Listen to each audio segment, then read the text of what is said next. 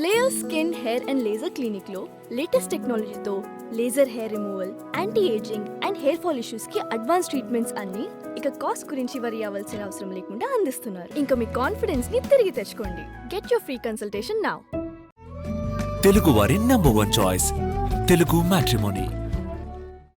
ఎదురుదాడి చేస్తున్న జగన్పై కూటమి కౌంటర్. వివరాల్లోకి వెళ్ళినట్లయితే ఏదైతే ఈ కల్తీ నెయ్యి లేనప్పుడు ఈ కల్తీ ఎక్కడ ఉంటుంది? రసాయనాలతో కూడిన నెయ్యి ఏదైతే స్వామివారి ప్రసాదంలో కలిపి నెయ్యి ప్లేస్లో దాన్ని పెట్టి తయారు చేశారో అది ఎంత దూరం వెళ్ళింది అంటే చివరికి నిన్న జగన్మోహన్ రెడ్డి గారు ప్రెస్ మీట్ పెట్టి ఏది అంబటి రాంబాబు గారి కుటుంబాన్ని పరామర్శకు వెళ్ళినప్పుడు సిబిఐ క్లీన్ చిట్ ఇచ్చింది అని చెప్పేసి అవాక్కయ్యే మాటలు మాట్లాడారు. అసలు ఎక్కడిచ్చింది సిబిఐ క్లీన్ చిట్టు? ఒకవేళ క్లీన్ చిట్టే ఇచ్చి ఉండుకుంటే మరి ప్రభుత్వానికి నివేదిక ఎందుకు పంపించారు సిట్టు? పైగా ఆయా అధికారుల్ని బాధ్యుల్ని చేస్తూ వాళ్ళపైన చర్యలు తీసుకోండి అని చెప్పేసి సిట్ ఎందుకు చెప్తుంది? మరి ఎంత జరుగుతున్న క్లీన్ చిట్ ఇచ్చిందని జగన్మోహన్ రెడ్డి గారు ఎలా చెప్తారు? అందుగురించే కూటమిలోని పెద్దలు ఈరోజు ప్రెస్ మీట్ పెట్టి గట్టిగానే మాట్లాడటం జరిగింది. అందులో ప్రధానంగా డిప్యూటీ సీఎం పవన్ కళ్యాణ్ ఆయన ఏం మాట్లాడారంటే, ఇక్కడ ఈ ఎన్డీడీబీ రిపోర్ట్ అండి, నేషనల్ డైరీ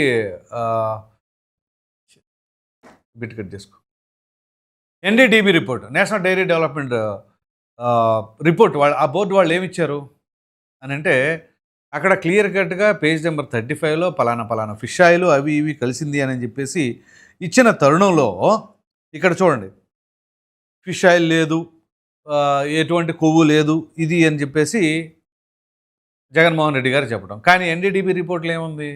మరి దాన్ని ఎందుకు విస్మరించారు? అలాగే ఇక్కడ పవన్ కళ్యాణ్ మాట్లాడుకొచ్చింది ఏంటి అంటే, ప్రజలు మాకు 5 ఏళ్ళు అవకాశం ఇచ్చినప్పుడు అధికారంలోకి వచ్చిన 2 నెలలకే, సెప్టెంబర్ నెల అనుకుంటా చంద్రబాబు నాయుడు గారు ఈ విషయాన్ని బయటపెట్టింది.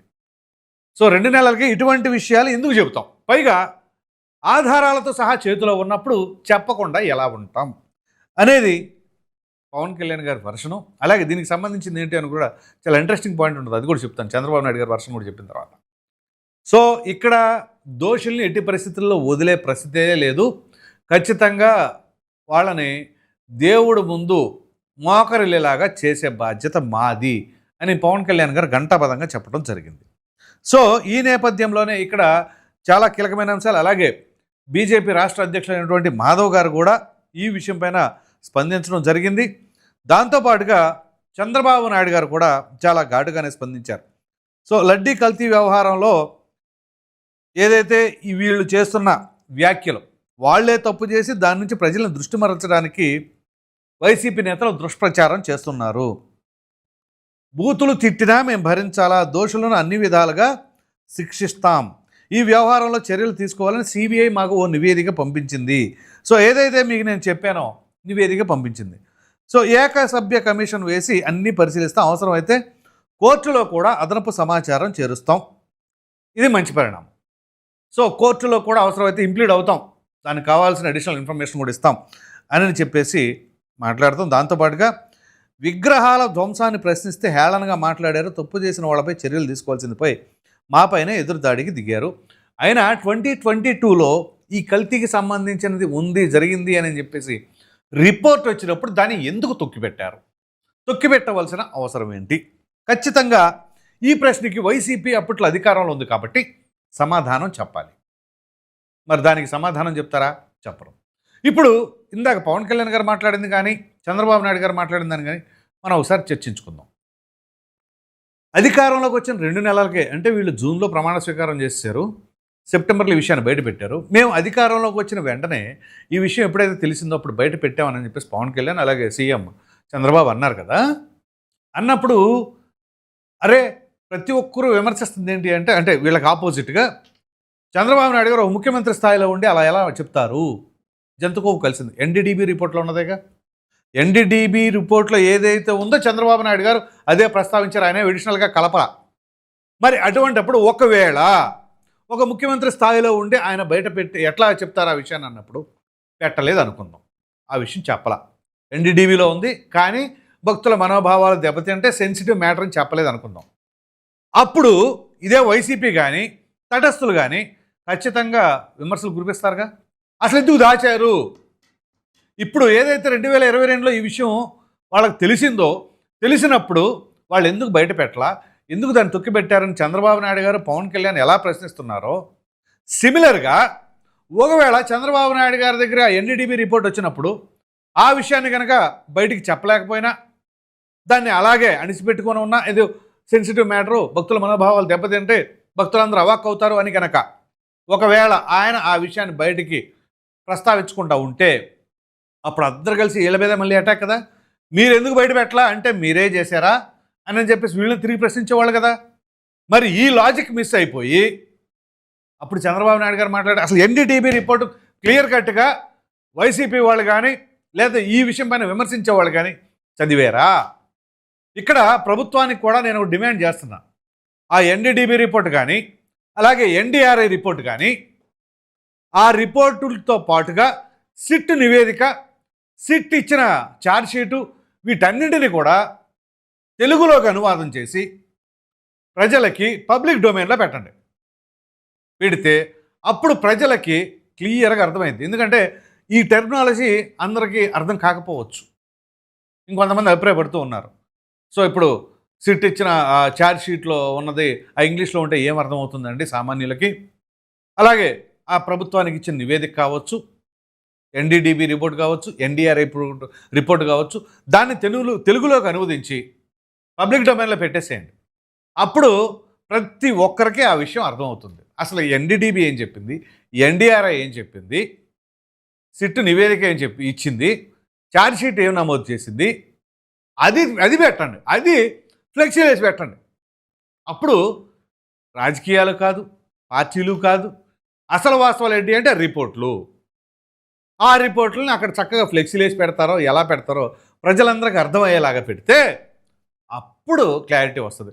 ఎవరు నిజం చెబుతున్నారు, ఎవరు అబద్ధం చెబుతున్నారు, ఎవరు ఎదురుదాడి చేస్తున్నారు, ఎవరు దాన్ని మరలా తిరిగి కౌంటర్ చేస్తున్నారో, అసలు నిజమేంటి అనేది క్లియర్ కట్గా తెలుస్తుంది. ఎందుకంటే ఎవరి వర్షన్ వాళ్ళు మాట్లాడుతూ ఉంటే ప్రజలు కొంతమంది అందరు కాదు, కొంతమంది క్లారిటీ ఉన్న వాళ్ళకు ఉంది, కొంతమంది గందరగోళం, వాళ్ళు ఒకటి అంటారు వీళ్ళు ఒకటి అంటారు అని. సో ఈ కన్ఫ్యూజన్ అనేది లేకుండా ఉండాలి అని అంటే ఖచ్చితంగా దీన్ని తెలుగులోకి అనువదించి పబ్లిక్ డొమైన్లో పెట్టేసేయండి. అప్పుడు చంద్రబాబు నాయుడు గారు ఆ రోజు ఎందుకు మాట్లాడారు, ఇప్పుడు కూటమి నాయకులు మళ్ళీ ఇవాళ ఎందుకు మాట్లాడుతున్నారు, మరి వైసీపీ వాళ్ళు క్లీన్ చిట్ ఇచ్చిందని వాళ్ళు చెప్తున్నారు. అసలు క్లీన్ చిట్ ఎలా ఇచ్చింది? క్లీన్ చిట్ ఇచ్చినప్పుడు అక్కడ అధికారులపైన చర్యలు తీసుకోండి నివేదికలో సిట్ ఎలా చెప్పింది? అందు గురించి అవసరమైతే మేము కూడా ఇంప్లీడ్ అవుతామని చెప్పి ప్రభుత్వం తరఫున చంద్రబాబు నాయుడు గారు కూడా చెప్పడం జరిగింది. సో ఎవరు ఎన్ని చెప్పినా ఇక్కడ ఏమి లేదు అని చెప్పేసి అంటే వీళ్ళ యొక్క ధోరణి ఎలా ఉంటుంది అంటే మనం ఒకటి కాదు రెండు కాదు అనేక రకాలైన ఉదాహరణలు తీసుకోవచ్చు. సింపుల్ ఎగ్జాంపుల్ చెప్తా. వైఎస్ వివేకానంద రెడ్డి గారి హత్య ఏం చెప్పారు, ప్రాజెక్ట్ ఏం చేశారు? అప్పుడు ఎన్నికలకి ఆ హత్యకి ఎంతకాలం ఉందండి, నెల రోజులు కూడా లేదు. మార్చి 15వ తేదీ 2019 హత్య జరిగితే లేదా అనుమానాస్పద మృతి అయితే ఏప్రిల్ 11వ తేదీన ఎన్నికలు జరిగినాయి, నెల రోజులు కూడా లేవు. సో అసలు ఏంటి అని కళ్ళు తెరిచి మూసే లోపలే ఎన్నికలు అయిపోయినాయి. అదే మరి అప్పుడు గుండెపోటు, రక్తపు వాంతులు, ఆ తర్వాత నారాసుర రక్త చరిత్ర, ఏది నిజం? సిబిఐ ఏం చెప్పింది, ఛార్జ్షీట్లో ఏం ఫైల్ చేసింది, ఎవరెవరి పేర్లు ఉన్నాయి, ఎవరెవరు బెయిల్ పైన ఉండారు, ఇవన్నీ చూడొచ్చు కదా. అలా ఏ విషయం అన్నా తీసుకోండి, ఒకటి కాదు రెండు కాదు చాలా ఉంటాయి. సో అటువంటివన్నీ కూడా కల్తీ మద్యానికి సంబంధించింది జోగి రమేష్ ఏం చెప్పాడు, మరి ఏం జరిగింది? అలా ఎన్ని తీసుకున్నా కానీ వీళ్ళు చెబుతున్నది అక్కడ జరుగుతున్నది పరస్పర విరుద్ధంగా ఉంటున్నాయి. సో ఈ నేపథ్యంలోనే నిన్న డిప్యూటీ సీఎం అలాగే సీఎం గారు కలిసి అక్కడ చర్చ జరుపుకున్నారు. ఆ తదుపరి ఈరోజు కూటమిలోని పెద్దలందరూ కలిసి చర్చించుకొని ఈ విషయాన్ని కొంచెం గట్టిగానే దీనిపైన స్పందించడం జరిగింది. మరి ఈ నేపథ్యంలోనే వైసీపీ శ్రేణులు మరి దీనిపైన కౌంటర్ అటాక్ మరలా అఫ్కోర్స్ ఉంటాయి. ఇక ఇది చివరికి ఎలాగుంది అంటే భక్తుల మనోభావాలనే పక్కకి వెళ్ళిపోయి రాజకీయపరమైన అంశాలలాగా తయారైపోయినాయి. దేవుడిని పెట్టుకొని మధ్యలో రాజకీయాల్లాగా చేస్తే మాత్రం ఇక్కడ టెంటేటివ్గా ఎవరైనా సర్వే అవ్వచ్చు, కానీ ఆ భగవంతుడి దగ్గర మాత్రం ఏ ఒక్కరు తప్పించుకోవడానికి అవకాశమే లేదు.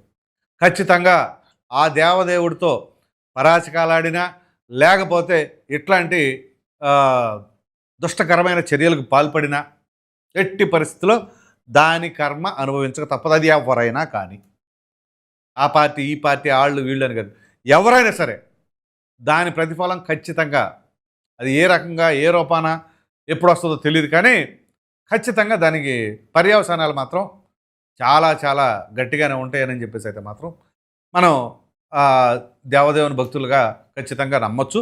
మరి చూద్దాం దీనిపైన మీరేమనుకుంటున్నారో అనే అభిప్రాయాన్ని ఖచ్చితంగా కామెంట్ సెక్షన్లో తెలియచేయండి. Thank you.